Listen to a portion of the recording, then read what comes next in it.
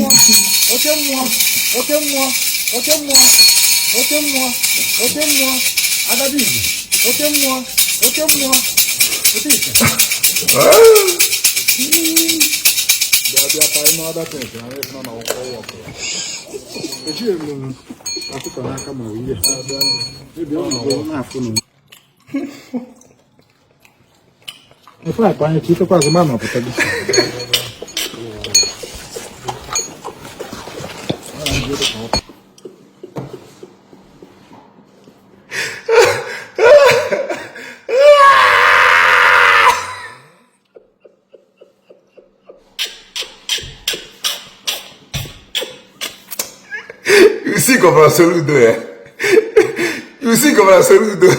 Governor Soludo is going to be a boy.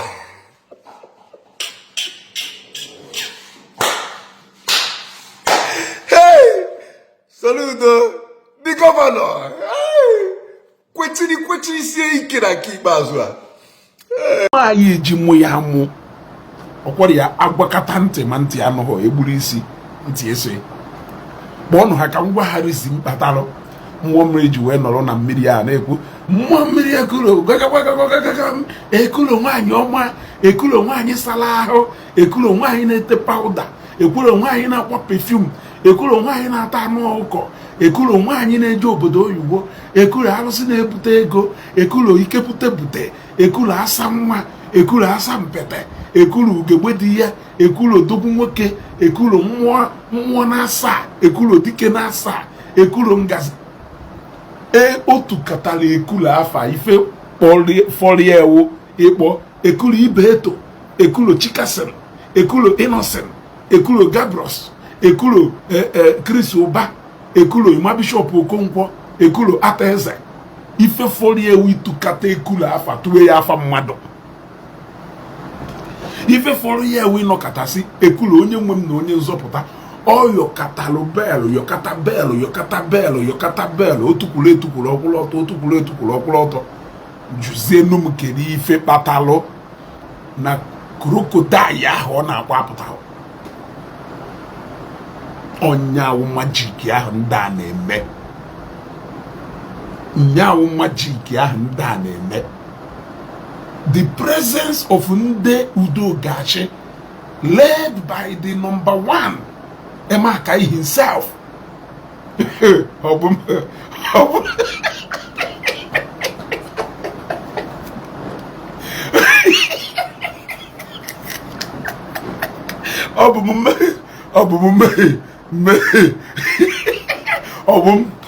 Ezumike adọrọ ife nti na-ata agwụghọ nti ya ezu ike. Ife kpọchakwalụri mmụọ mmiri witu ekulo ezugo, ekulo ezugo global, ekulo ezugo one. Ọ ife ife ọgwụgwọ pelo gesef ọwụ na ama ife mere ọ na-etu ekulo o mechara fancha, ọ fụchara fancha and okwuchara fancha. Ma otu ekulo ayeyeye o, ekulo ayeyeye o, ekulo ayeyeye.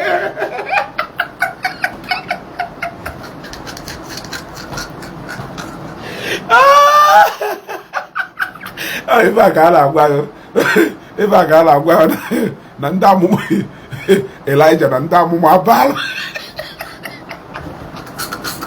Eme a ka ya ewe Elijah mmụọ mmiri wụrụ ndị amụma abala. Ndị amụma abala tikatara mkpu mana nya ya ekulu asaghị ha. Eme a ka enwe okpuru si ya ngwa na pụtawa na ịgbana ya na ịma rizi mkpatara ife ahụ eji ome ka m gwa ka ife ji aghọrọ ịhụ ife eji aghọrọ ịghụ ụwụ na ndị Elijah nọ ebe ahụ ịghọtago wuti ndị agha nke igwe. Ị na-anya efu ndị agha nke igwe ka ha bụcha egbe.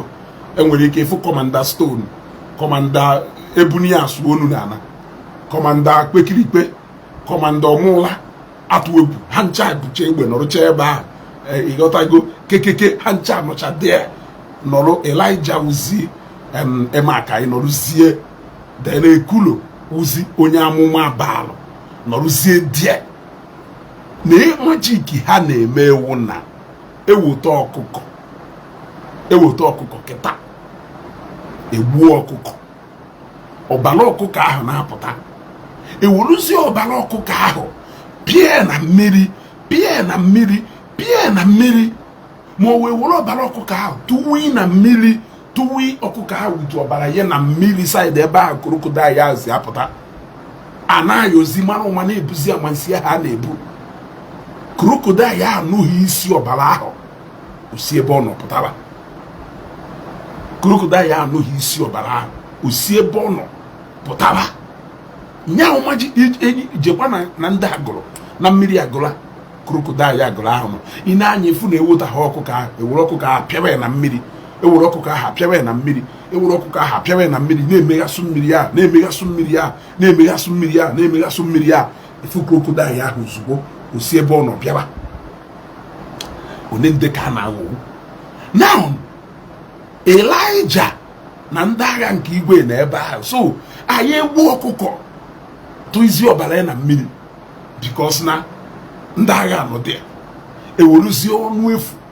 Ịghọtago ewuruzi ọnụ efu na ọyọrịyọ yoyoyoyoyoyo wee kpọbazie mmụọ Ekulo ịma na ọ na-eno ma na-asọpụzụrụ amapụ ọkụkọ isi ọbara ya atụ izie ihe owere isi ịghọtago wee nya arịnji gbukwa ọbala gbaa ihe na tụ ihe na mmiri ahụ n'ihu Emeka ihe emezie ọ bụ ma anyị ma ife a na-alụ na ọnụ anyị ma ife a na-alụ gbukwa ọbala tụ ihe oweruzie ọnụ nkịtị kpọbazie mmụọ ezugo 1 Ekulo ezugo 1 Ekulo kakakaka Ekulo odogwu n'enu agha Ekulo akara aka 1 of akata ịghọtago ifuru ya onye ahụ ife a na-agwa ọ sịrị why is officer with gun wearing shams on his arm to arrest mmụọ mmiri jenu na Lion Building iruo na Lion Building je jụọ ha Doris Ifingona, can you please go to the Lion Building? When you get to the Lion Building, you ask them, they're gonna tell you, you know, you go to Lion Building, okay? You know, Lion Building, okay? Kwaka. I want to see Prince Emeka right away. Man, when you say, I want to see Prince Emeka right away. Mr. Man, I want to ask you a question. Why is it that Nandari Nejeje Nebu Bunaka? I demand answer immediately. Kagune eke hiti la hono fuebe. Kagune eke hiti la hono fuebe. Yegotago. Kagune eke hiti la hono fuebe. Moreover, owurugodu nebepuru okuka ahi setu wiye. Crocodile o ma hife wu nebu ebo. Crocodile ọnwa ife wu n'obu egbo ịghọtago ya crocodile ya nọrọ ebe ọnọ nenecha ndeyi akwa mmemme onenecha ndeyi akwa mmemme ọkpọkwuru pụtara ifuko ịmakwa ife mega abattoir ji aka eme crocodile ya. In fact mega abattoir ebukatana crocodile nke na-akazi ka o ji anyawu crocodile. Major abattoir, the guy is too powerful now. Aka ka o ji si anyawu crocodile. O were aka onyawa ya onu etu ọbara apụta amịye n'ọkụ and the ebu basket anyị eji wee bu crocodile ahụ wee n'ọka. Ekulo nenekata ifa Ekulo si mba na onu a na-akpọ m ụdị iche ya na ihu a onu a wonu ka esi ekwu na onu a wonu onye do akawụla aka onye aka ịsọ na onu Jacob ka ọgụnụ ịghọtago. Ekulo nụkata onu a sị mba na anxiety dị n'ụlọ ị na-anyị fụ na nke ikpeazụ na mmụọ mmiri na-asụzi ma nso na nke ikpeazụ mmụọ mmiri na-asụzi ma nso akwụkwọ na mmụọ mmiri na-asụ nso mmụọ mmiri na-asụzi ma nso so ọ na-ekata ka esi asị Ekulo bịa Ekulo bịa Ekulo alụsị ike Ekulo nwanyị ọma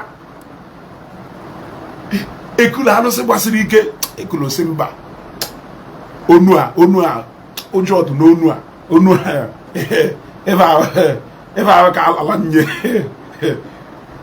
alala nye so na ọgụgodu na igburu egwu nyawu ihe n'ọnụ ebe Ekulo si apụta Ekulo anyị ekwepụta ịghọta na maka ka kịta nwere ike Ekulo ya ada akwụ anwụrụ n'ọka. Ekulo ya ada akwụ anwụrụ n'ọka si aghọwuzi n'ụlọ a na-aghọ ụlọ aghụghọ. Ikenna na-agwụ ifu bụ ife ndị dọka mmemmekata ụlọ ife na Facebook a mmemmegide ụlọ ife na Facebook a kuru mmiri chebe ụlọ.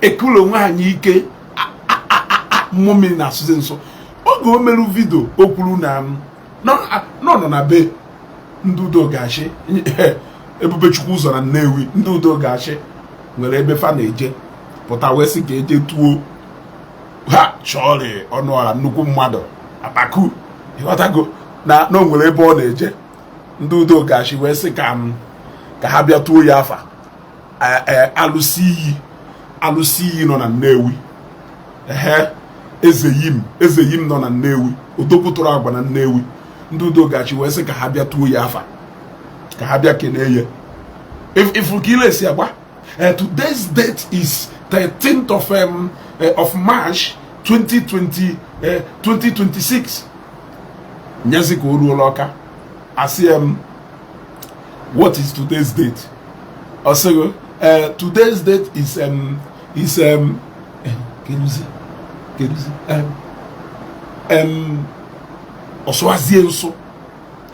ọsọwazie nso ndị enweghị paracetamol ndị enweghị shekene onwere ife faji barbecue ka crocodile awụrụ n'ozuzu jepụta ka kịta aka ya na-ata mgbu n'aka SF taa ewuru nkwụ ndị ụdị wee butuo ya wash it down nya trap ka abịa sit and look let me tell you mmụọ mmiri jechi ije apụta nyasikwo na mmiri ya gbafere crocodile ya eyikwe ya egwuo ma crocodile ya asị bịara isusu mọnyụ lala nye ịbịara isusu mọnụ lala nye ịbịara isusu mọnụ lala nye mmụọ mmiri chọrọ ibitere mmụọ na-ekperu taa nye egbu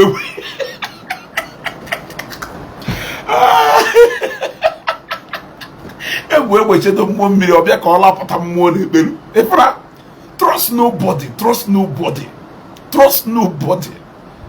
nobody hụ mma niile ka ya trust ọwụ na mmụọ mmiri nwere ike imecha n'ụwa chọọ ka o bitere ekulo banyị na ndị bụ egbe ndị dinta na ya n'azụ ọbịa ka ọ lapụta ekulo ọwụlụ na ekulo merụ mistake si ọkwa onu onye m na-ekpere ụda ife a ịghọtago ọkwọ ekulo wee pụta ka kịta mmụọ mmiri a ka ebitere mma mmiri chọrọ ibitere ekulo so ekulo jechi ije abata ama na ụmụnne ya ada wash video na-eme to avoid any casualty ịghọtago maka ekulo anụrụ ka kịta na-ede esi mmụọ ka ịbịa ka ịlapụta you go pay for am ịghọtago you must pay. O nwere ife mmeri ọkwa mmụọ ka ị nagidoro afa wee lụọ ma ichu na enuri na ndị mmadụ na-etowu ịghọtago ọkwa mmụọ ka ị nagidoro afa wee lụọ ma ichu na enu niile a ndị mmadụ na-etowu nya ka atọchọdọ ya atọchọ nọ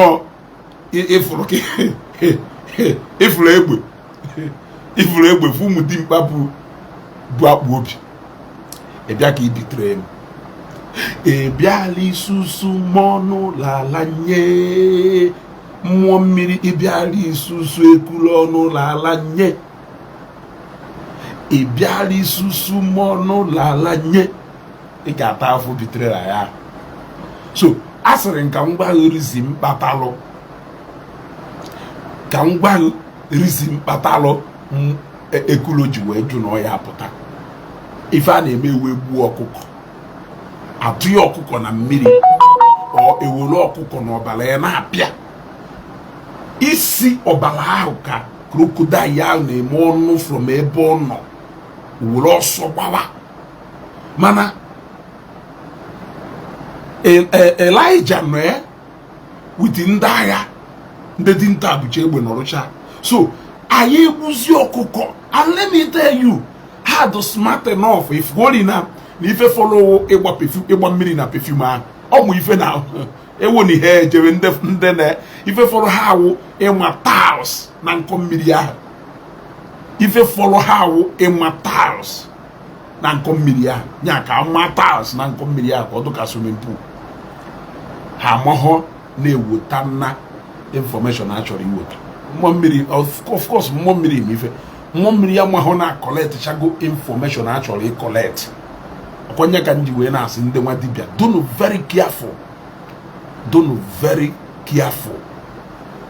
very careful he owned all those fine houses ọwụsa ya nwere befe irutebe ifu nke unun befe irutebe ịbata Nnewi ifu n'unun ịbata Nnewi ifu uno ejikwa amụ eyi akwụna ụjọ ejighị amụ eyi akwụna ụjọ ịghọtago ejighị amụ eyi akwụna ụjọ. So now the question now is Ekulo or ya forgive Onu nwa mmiri in a hurry for coming to betray him or her. Ekulo nwoke ke Ekulo nwanyị man ife mma ụnọ, this is the greatest betrayer of all time. The greatest betrayer of all time. Mmadụ ịchọ ka ọ lapụta mmụọ ọ na-ejele ozi ka amịa ya taa ya taa wolu nkwụ ọcha wee wash it down the stomach. Ebu nkata ọkwa egwuregwu ebu nkata na Siena, ebu nkata ka m gwa ya eziokwu. Crocodile ya so n'ife abịara ịnwụrụ. Crocodile ntị isi etu afụ na egbudo narie anagide ehukpuru na-arịọ ma ayọ biko wepụta daa n'isi mgbanyụ anya mgbameda anụ ṅara ka ama na ene nya anọkọta yọwa Crocodile si ya pịagharị daa na mmiri ka ama na onwe dị ife n'ebe a nya megharị ya ahụ apụtazi na apụta mee ụṅara. Show me sign, I need to see sign. Show me sign, I need to see sign. Mgbe ahụ ehukpunata sekpuru ana ọkwụozi ọtọ o sekpuruzi ana na-aya ebiko n'ime obi ọ ya dasị anụ ọfịa pụtanụ mpama apụtanụ. Show me sign, but no way.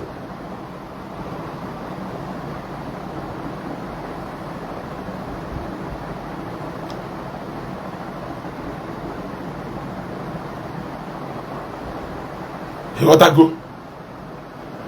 First time I dey watch Ezugo live video. Dalo. Watch siwe yike o. E ada motive. Watch siwe yike e ada motive. E wotalo. Happen ndị nọ na comment section ekwu okwu. Ifo job or ifo job. Governor Soludo is never after any omenana on the dibia. Ya governor manda na-achọ and ndị na-achọ mana governor na-achọ fa.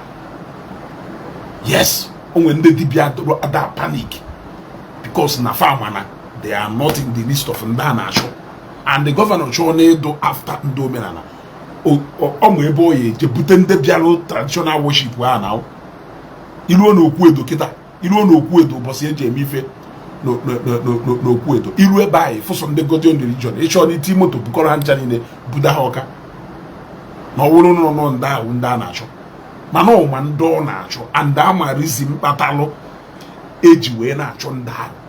So ntụ sokwa ogusi wee twistie ya ịchọ mara akwa ọchụ ọnụ na ama eje mana ide mmiri mara ya jee aka na abụ ya aghụghị otu iru ebe ahụ egbe ha na Ezugo na-ewu anya ọkụ gaa ọ na your pocket. Ịghọtago ama ndị a na-achọ and ndị a na-achọ mana ọfa ka a na-achọ ndị agha achọ mana ọha ka a na-achọ. Ịghọtago ama na ọha ka a na-achọ. Ịghọtago ife a na-achọ ọwụ ndị wannabe native doctors a ụmụ isi akpụ niile a jewoto isi kekọsị n'ọfọ wụdị na-emisrid ụmụazị bai ha ma na ọha ka a na-achọ ụmụ ekperima people who want to bring new dimension to culture and tradition to ọdịnala bai, people who want to bring the new dimension to ọdịnala bai ha ma na ọfa ka a na-achọ no doubt. Then ndị na-patronize fa ụha ncha nọ na comment section na-eti ololo maka na ha ma na ha na-emego ụmụ agadi nwoke one na ụmụ advancement one ka ị na-afụ na-abịa na comment section iche na ha watch program niile anyị na-eme. They all love what Governor Soludo is doing. Ụmụ kịrịkịrị ọkara ụmụ okorobịa niile a achọghị ijechi ife ha ya alụ ọha ka ọ ya wee fụ ha bịa na comment section bịa na-akọghị ọnụ n'afọ bụ ife. This is the beginning o. Echi ịgwọ ọgwụ a jebe nya pụọ jenie ya ejenie. Oge elugo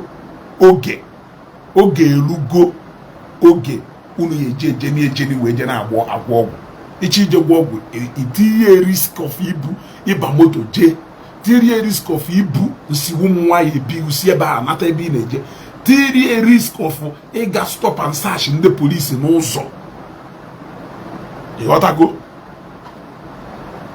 Prince Council Godwin ihe ti mmụọ mmiri nnọkọta nnọọ na na-ekwugheri, nnọkọta nnọọ na na-ekwugheri why do you hate mmụọ mmiri? Maka na ajụjụ ihe na-ajụ na ọdụ ka ịgwa m anyị gold biko emezina copy and paste, emezina copy and paste. Unu edeceives na onwe na anyị gold n'ibi obodo oyiwo. Stop deceiving yourself biko.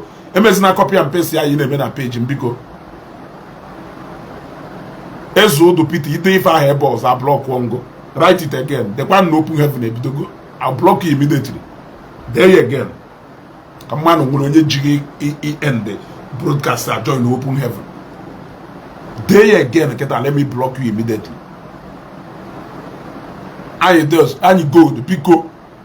Emesina copy and paste ya here. I have go me feed there and I have get. Not encouraging if for job. Not encouraging if for job. Onu na-ekwu believe and tolerating others. Not encouraging if for job. Na encouraging if for job. One day if I hit you well to okwefu ụmụ okorobịa niile nwago ya join no ha iwe mmadụ ife wu na encourage for job ka na-achọ ka akwụsị alụ na encourage na alụ baye alụ no katara chọ ka ọ wụ omenala unu nụrụ na encourage all in the name of na Soludo na fight omenala ife akwa na mmụọ mmiri ha na-eme nyawo ọdịnala baị ọkwa nyawo ọdịnala baị ụna na-ewubata emotional blackmail n'ezigbote ọrụ nwoke mmadụ na-alụ n'ezigbote ọrụ nwoke mmadụ na-alụ ụna achọ ka unu wubata emotional blackmail n'ime anọlụ at the guise of na-eme ọdịnala nọlụ na-egwu ndị mmadụ waya anya ọcha ka o doro anyị fụna na it's not even only that na-egwu ndị mmadụ wayo but na-anọ na-useless ụmụ okolobịa ha ncha niile gasarụzie debe ahụ n'ije ha atụ n'ọfụ elu butu onye were ife ntị n'ite donana ego abịaba keruzie ebe ego ahụ si abịa. It is the question. Kele ebe ego ahụ si abịa una na encourage ife ọjọọ. Thank God na Governor Soludo wu anụntị. Thank God na Governor Soludo wu anụntị ka ọwụ na ọ daa n'ife o si etu a kechie ntị ya were ife pịa ntị ya like this. Ọha anụ ife unu na-ekwu unu kwuchi onwe unu ka unu na-agwa mmadụ ya eji wee fụ ajọ ife nọkata unnecessary omenala ụmụ okorobịa ala yes ụmụ okorobịa ala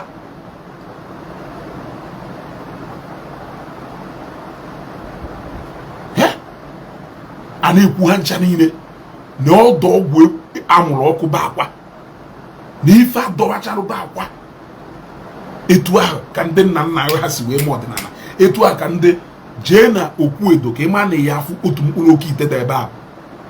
Jee na okwu edo ka ị mara ọgwụ na-ekele eke dị n'okwu edo.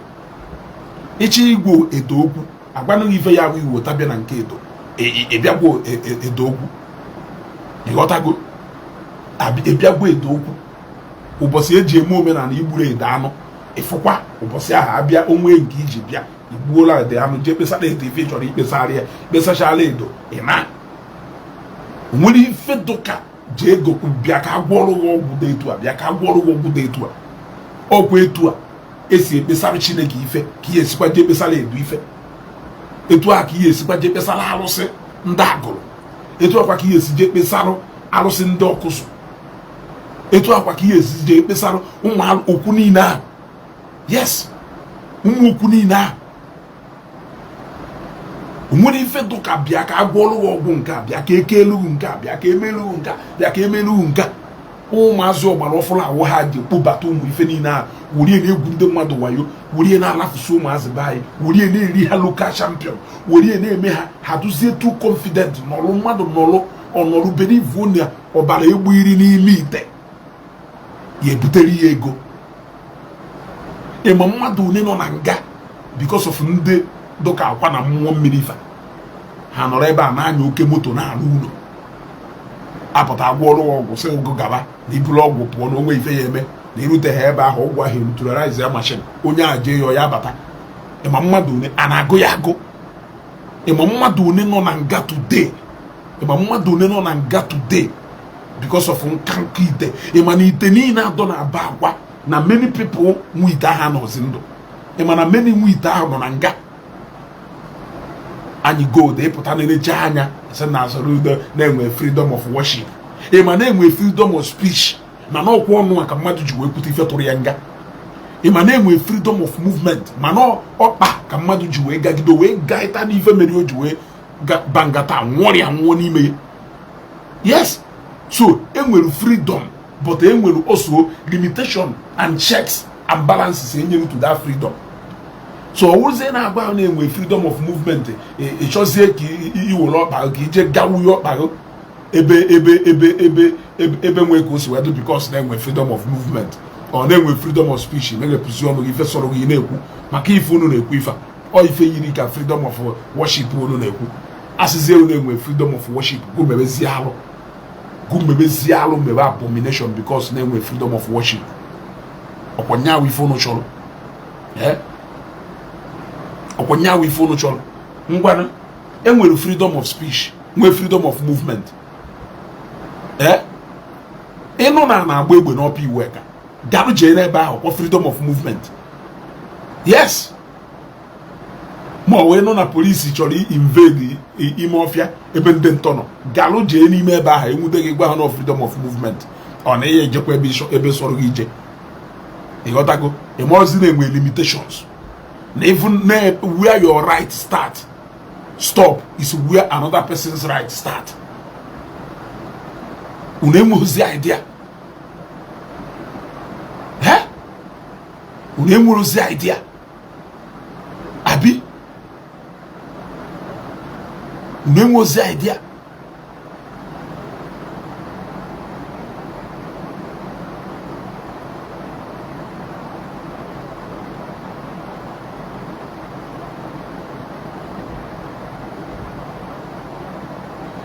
Messi Mogo ife na-ezi ebe a oziọma ịghọtago and oziọma enweghị time. Ana m ayọ na ayịyọ biko oziọma enweghị time and onwe time eji wee kwu na ewurele ewu na oziọma nke a ka anyị adezi. Ana m ayọ gị ayịyọ amụmụ ugboro ne mmezi ada ayọ na ife a mana ọ na-achọ ka mmadụ na-eyuzu ụnụ hash words. Nwee ebe deru na every activities must be paused because of I join open heaven na nche join onwekwa ife ọzọ m chọrọ ime nya ngụnwa ịchọkwa jee join oye.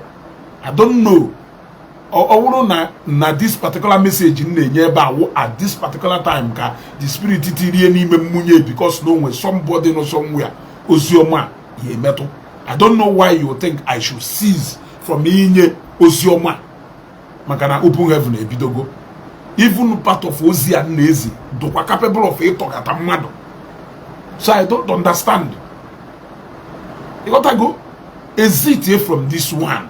By open heaven, we will join later. Although difficult. Or when I use that the spirit go no leba. A man no way reason battle the spirit is will go no leba. Carry here to her. Man like you must not believe in Christ. It is not a must. It is not a must. But if you believe in do it the right way. Yes. Do it the right way. Man, if you see the two and Sigwagia, they like here, Jane a lion building knocker. You were about J. Joe Emaka this question direct. Cause I hear, you gotta go. J. Joe, I'm only free, kere mazi ande, emwelum advice to. Okolobia baye. Let me tell you, ụfọdụ n'ime unu ekele unu eke o because the rate ụfọdụ ụmụ ikiri agbọghọbịa niile a n'ebe a si ajani etuna advocate for ndị nwe dibịa. O doo anya na ụfọdụ n'ime unu na-ekechara unu eke debe unu ofu ebe nwoke risichala unu eke everyday ọ na-eje ọ na-achọsa ebe ọ ya eke yu and confidence na ha ekego nwoke ka ọ ya ejipụta jikweri ewe were ọkpọ suwa ya anya.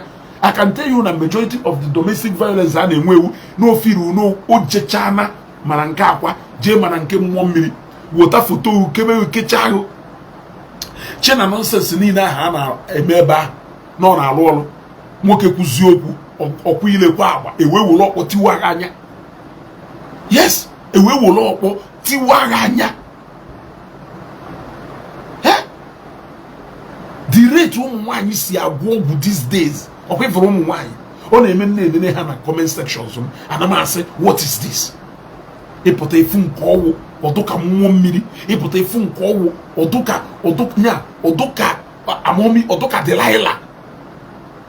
Ikwu okwu nwa dibịa ọmapụta ịbịa I know. Kedu ndị gwọkarịrị ọgwụ kịta karịa ụmụ nwaanyị? Gwa m ndị gwọkarịrị ọgwụ karịa ụmụ nwaanyị.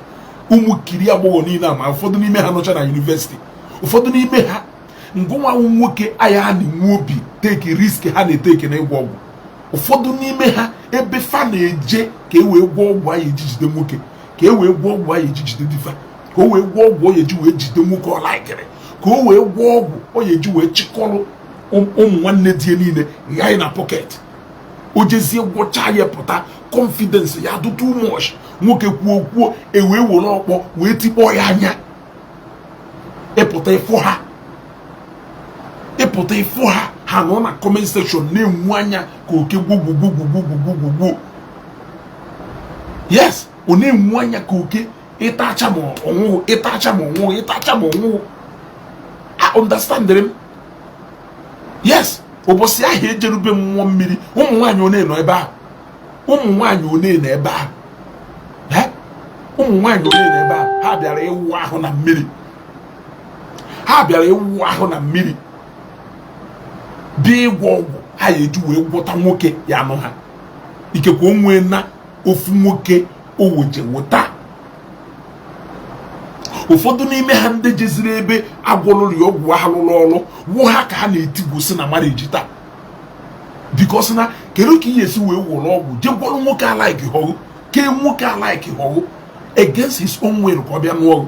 O nwere ike ọ bịa n'ọrụ, o nwere ike ọgwụ ahụ ekechigbuo ya anya ọ bịa n'ọrụ. Ọgwụ ahụ ya fọsị ka ọ lọvụ ọrụ ịbata ọ na-etiwu, ịbata ọ na-akụ ụka ọkwụwuo. Yes, reason ọ ya eji akụ ụka ọkwụwuo because na ọfụghọrọ n'anya ọ ya akụgide owuwo ndị mgbe ya eji aka jeburu bọtụlụ ahụ itiri ekwụwa ya apụkuri ya ofu anya and ụbọchị ọwụ na ikuriri ya that day ka ị narịbe nna gị gwara na ọgwụ gaba m jegede ụmụ nwaanyị jewenu jegede etu a ka ụmụ nwa dibịa si agụ ụnụ sensus agụba sensus gụchasịcha sensus emi onwe ka ọkpa enugwu bụrụ onwe ka pakeji jedebe ebe ofu onye ọ ya ma onye ya na-ebi. Ọ na-eme nne na ụmụ nwaanyị ya nwa na-ekwu okwu ụmụ nwa dibịa ha na-amagharị na comment section shamelessly. O nwere ife kpatara nji adụ passionate about ụmụ nwaanyị reason because na ọha nwa na-anọkewe wite ụmụazị. Ọnya ka eji wee sịgụ nya ọha na-anọkewe wite ụmụazị. Mosewo ha na-azụkewe ụmụazị mụọ na ụfọdụ ụmụ nwoke na ọ n'iro na-achụ ego. Ịpụtazi efu nwata nwaanyị ọ na-ekwugheri onwekwa ụfọdụ n'ime ha enwekwa onwe nke nwe got ịbịa na comment section mụ n'ụtụtụ tata bịa na disgrace yarị onwe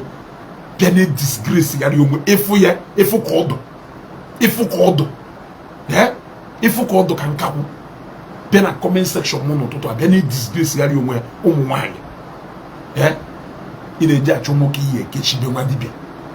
Ị na-eji achọ nwoke ihe ekechi be nwa dibịa ikechie ya ka ọ nụrụ anyị ijezie agwụbara gị ọgwụ ahụ arụ ọrụ gwọcha arụghị ọgwụ ahụ arụ ọrụ pụta ijezie ka ije nyaghasị ọnụ ewee were ọkpụ tiwasịa gị anya tiwasịa gị ọnụ. Ọ confidence na ọgwụ mmụọ mmiri gwọrọ na-arụ ọrụ.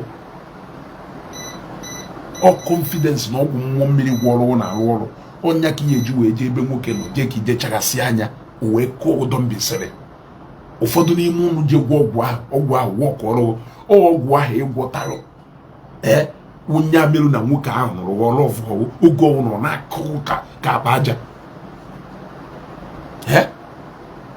then ụfọdụ gwọrọ ka e wee kechie nwoke maka onweghị ife ha ejighị eje na nke nwa dibịa mbụ ụmụ nwaanyị niile efụrụ ikwughị okwu dibịa ile ya gbapụta ozugbo maka ịba na comment section n'afọ ha ị nwere ike fụ enyi nwaanyị ebe ahụ sef ekpozi enyi nwaanyị si ya kedu ife wụ interest o ji eme efu ebe ekwuru okwu nwa dibịa kedu ife wụ interest o echekwa nne na achịcha plate abịa na my place echekwa niile ebu baịbụl na akpa were abịa na nke m ọ na-ebu baịbụl abịa na nke oke o were deceive mana ụdị ọgwụ ọ na-agwọ and ụfọdụ ọgwụ a ka ha ji agwụso ụmụ nwoke ọ bata n'ime ndụ ọ ghasa ife ị na-eme ọ bata n'ime ndụ ọ ghasa ife ị na-eme complete because ụfọdụ n'ime ha ụmụ nwa dibịa na-arịcha ha elu because ịmanipulate ụmụ nwaanyị dị very difficult ọnya ka o ji eme hafọ agwa a pastor nwere gift hafọ agwa a pastor nwere gift ha eme onwe ha principalities and powers mbụ ụfọdụ ụmụ nwaanyị a na-ekwu ọkwa ncha niile hafọ ha fada fụ ụkọchukwu fụ evangelist a young evangelist ka na-egoro egoro ha eme onwe ha principalities and power ka onwe ha ka ọkpa enugwu bụrụ onwe ha jee dị ya ịpụta na comment section ịfụ ha na-erugharị ijezie mepe profile onye ahụ nya itie ibe aka n'isi ịghọtago so mfụ ha hazmatụ surprise ụtụtụ echi we'll come back again if on this matter anyị afọ isi o nwere ozi nwelu for all those people na Nnewi na shield Doris ife ngo na adị mma ada na shift because na o nwere ebe njelu kịta ezigo you are deviating no focus on the topic ka ka mmezi we focus on the topic ya so ụmụ nwoke ka mma ada agwa mma agwa ụmụ nwaanyị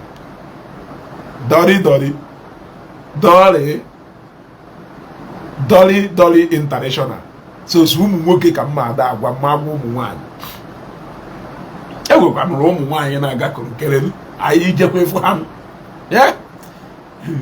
enwekwara ụmụ nwaanyị na-aga kụrụkere ana m afụ ha na comment section ụfọdụ n'ime ha na-abata na inbox m bịa na anụ ọgụ na nna attack ndị spiritual fathers fa kedu ife fa na-eji achọ okay it is advised it is even understandable na ụmụ nwoke na-eji ebe a ka ha bute ike mana ụmụ nwaanyị one ahụ afụrụ na nke mmụọ mmiri ụbọchị ahụ ejelu kedu ife fa bịara ime di ya ụmụ agbọghọ kedu ife fa bịara ime di ya ha amba bitter truth and sweet testimony my big daddy I greet you sir kedu ife ụmụ nwaanyị ahụ na-abịa ime di ya kedu ife fa na-achọ ebe ahụ kedu ife fa na-achọ di ya so akpụta isi akpụta afọ ọnụ in fact ọgụ na-akaziri n'ebe ụmụ nwaanyị nọ vidio mmụọ mmiri a mmelụ tata enwetalụ more criticism somehow from ụmụ nwaanyị ifo ha in their late 20s and in their early 30s nwere okwu ya nwaanyị ji ikwu ọta okwu eze because of impression ọ ya nwere ebe ọ nọ a lot of ụmụ nwaanyị a ị na-ekogharị agbaghị ebe ha ji ọkpa eje ịgbafere ebe ngụnwa anyị eji nye ọkpaba agbaghị ebe ha ji ọkpa eje maka agbaghị ifefa na-eje n'isi elashapụ ọsọ na-agba and ịchọ agwa nga etu ya esi wee mma nwaanyị na-eje na nke nwa dibịa one day m treat it as a topic ka m bụọ ha ike ka ike ha ghere oghe as a man ịchọ one of these days mma akụziri ihu etu ya esi mma nwaanyị na-ejere iwu na nke nwa dibịa mma gwa sayensị and etu ya esi wee ma na nwaanyị a na-eje na nke nwa dibịa ụfọdụ n'ime ha na-eje akwụ mmụọ mmiri tait n'isi ụfọdụ n'ime ha na-ada eje monthly renewal n'isi ihu na nke mmụọ mmiri ma ọ na nke akwa ọ na nke ụmụ nwa dibịa niile efụrụ ịmahụ ịpụta ị na-ene ya anya si n'ọnwa 22 years n'ọnwa 23 years n'ọnwa 18 years na onwe ife ọma onye gbara unu onwe ife ọma onye gwara gị na onweghị ife ọma? Who told you na onweghị ife ọma? Onye gwara gị na onweghị ife ọma? Ife ọma karịrị akarị. Mana one of these days I am going to tiwa aka iwe nsogbe wee gwa gị ka ị esi wee mma na enyi gị nwaanyị ọ na nwunye gị ọ na-eje na nke nwa dibịa. Ịmalụ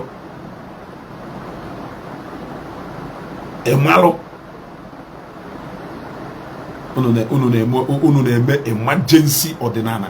Ha na-akpọ ya ọdịnala n'ọwa omenala. Ijezi ịgwa ha ịma na-enwe difference between omenala na ọdịnala. Ha ya ama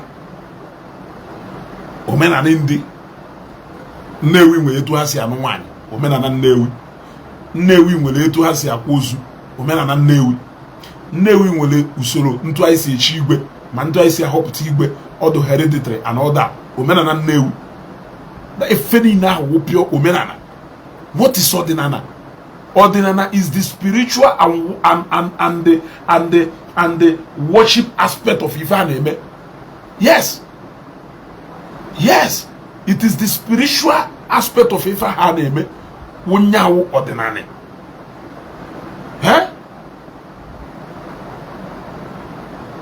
Nyawo ife ha na-egwu nke nwere something to do with the worship system. Wụnyawo ọdịnala. Ha amaghị ife dị iche iji onye ọwọsị anyị ewu ndị omenala. Ọ kpojekwu nwatakịrị ojebu okwu ndị nne na nna ya 1 kobo ya na ebiri since over 3 years, mana ọ sịrị na ọ na-eme omenala. Ịmaghịzi na omenala Nnewi na bife ịkpọrọ nwaanyị gụ na ebiri n'ụlọ na o nwere traditional right omenala ị nidiri ifufil. Ọ marọzie mana ọwụkwa onye omenala. Ọwụkwa onye omenala ahụ, mana o je kpọrọ nwa mmadụ dodewe onwe na university from year 1 to final year. Ya na nwaanyị bi n'ụlọ, ya na nwa mmadụ bi n'ụlọ ka di na nwunye. O je home fulfill traditional right n'isi nwaanyị a. Even up till now, ya na nwata nwaanyị okwu bụ ụgwọ n'isi ya ka bi, mana ọ sịrị na ọwụ onye omenala. Ọ bụrụzi na according to Igbo culture and tradition, no nwere traditional right ihe eme n'isi nwaanyị gụ na nwaanyị wee biri ka di na nwunye. Ha amahụ dị ahụ. Ọwụkwa onye omenala ahụ. Ịgba na ụmụ kukelekwu niile a na-akwụghalị sịrị na ha na-eme omenala. Gwa mmadụ one n'ime ha mmadụ omenala be ya. Gwa mmadụ one n'ime ha ma omenala befa. Tell me any one of them where no na-eje agwọ nkịrịkọ. Jee na jụọ ese maka ndị mgbe gboo ndị gboro dị ọgwụ ike unu na-eje agwọ. Edebe nkụta iwere onike tụwuo nkụta n'isi. Edebe nkụta isi etu enyeghị mma iwere mmadụ shapụ tụkwasa nkụta n'isi gboo. Ya na-agwọ ọgwụ. Egwocha ya go na chikasị nhalụ. Egwocha ya go na kọsharisi halụ. Egwocha ya go na ibe eto halụ. Abịakwa n'ogbe iwu a nobody isohodere nya ayari agụwa na ụmụnna gotago. Yet ewoje nkụta tii n'igwe, nkụta dị ndụ kechie ya aka na ọkpa tii n'igwe nye ga aka odo iworie sugide surie ye. As devastating and as horrible, as traumatic as if you still did it. Ayagoba na batobi ugero. Ineme omenala ime kposara anya. Ineme omenala. Omenala ime kposara anya. Ụfọdụ n'ime unu na ewuri ime abalị jebe na onini ozu. Iwuri ime abalị ofu ụbọchị onye trela agburu na Bini eni ejeme mass burial ya ebiri n'abalị tụtụrụ crankshaft trela o jidere aka wee nwori egwu ha isi bụ n'onini ozu. Ụtụtụ ndị mmadụ pụta afọ ozu n'onini ozu a. Ma ọ ijebe na abụ ụzọ ịnọ by 12 o'clock egwu ha atụdo ụnụ kala obi. Ana m egwu ụdị ọnụ ụnụ na-aka na comment section. o compare risk unu na-etake abalị ndị na-enu ụlọ na-alaha ụla by 12 o'clock midnight ndị mmụọ na ndị mmadụ ji agagharị ijewe na abụ ụzọ ịnọ maọbụ ijewe n'etiti afịa ije chụọ aja maọbụ ijewe na burial ground isi ọdụ ofu onye ozuta nkansụl moto pịawolu na ofu ebe abịa nye masị burial na yeye ka na-achọgharị ụzọ ya esi wee na be ha na-achọgharị ụzọ ya esi ndị be ozi na-achọ hunger for revenge esi ọdụ onye ahụ binye were ofufe gbakpọ opi akpịrị ma ọtụtụrụ crankshaft ma ofu onye mekaniki jechala ọrụ na-ama pụta moto pịawuo ya n'ụzọ echegido ka ndị nwee bịa bụrụ ozu afọ ha eburu eje na na burial ground ahụ esi ọdụ were iwe maka ọchịmata ụzọ ewere ana esi ọdụ wuru mgbamgba spana ha etu agbụwa gị si n'abalị ụna enweghị obi ebe ụnụ na-akacha ụdị obi ahụ weda aka ọnụ na comment section nwe ife ya anị ụnụ ịkọ ọnụ na comment section nwe obere ife ka ọwụnụ ịghọtago ọ obere ife ka ọwụ ụdị risk unu na-eteki karịrị akarị ka ọwụzi ụmụ nwaanyị ọbata osi ifụbụghị ife you will continue to listen ọkwa ime okwu a nnekwu ọ ya akụgido na mkpụrụ obi until ụbọchị ya enwe sense I talk too much mmụọ mmiri ọhụ too much ka ọ tọkụgidoro yet ekuru ekwe ha apụta ọkwa ịnọ ka a hapụrụ ya for like 3 minutes he was talking still arụsị ekuru ekwe ha apụta crocodile ghara ya gbafere ịgwara ya you talk too much ịgbara ya you talk too much ịgbahụ ya you talk too much mana for like 3 minutes ka a hapụrụ dị mkpa ọ na-ayọ bel na-ekwupụ na-emetụpụ okwu n'ọnụ ọ na-akụ bel na-emetụpụ okwu n'ọnụ still crocodile ya na-akpọ ọdụ very wise enough to run away ha kredo baba ezigbota nwa ndri pụta ka ị na-akụziri ha ife omenala awụ nya na opuru omenala pụta ka ị na-akụziri ha eye ka ha malụ ịghọtago ị na-akụziri ha ife ọdịnala Igbo ka ha mara ya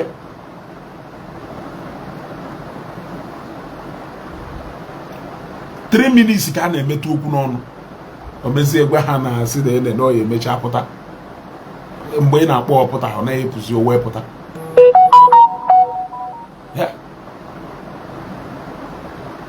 na na-eteki risk ofu ụbọchị nọrọ na abụ ụzọ nọ na-ekwugheri trela Dangote eferuo breki trela Dangote eferuo breki daalụ hinne I am one and what they are doing is not ordinary. They are looking for money, 419 people. Daalụ hinne a lot of umuokorobịa ha na-achọ achọ asị na ọpụrụ achọwe echekwana ndị ntọ ma ndị ọgbọ egbe amaghị onye ha wụ na ọha bụje onye ọgbọ ya ma na ụfọdụ n'ime ha webe ha jere ịchụ ọja na mmiri ka mmiri buje ha ọ maghị egwu mmiri mana agwara ya na ọnụọnụkọ mmiri wee chụrụ aja ọ na-anakpụrụ n'ime ka ọma nọ ya ebie eze nwaanyị ọma o ruo ebe ahụ mmiri eburu ya onye gbaje mmiri onye ekwe gwa ndị mmadụ na onwere onye ọkpọ weje mmiri onye ekwe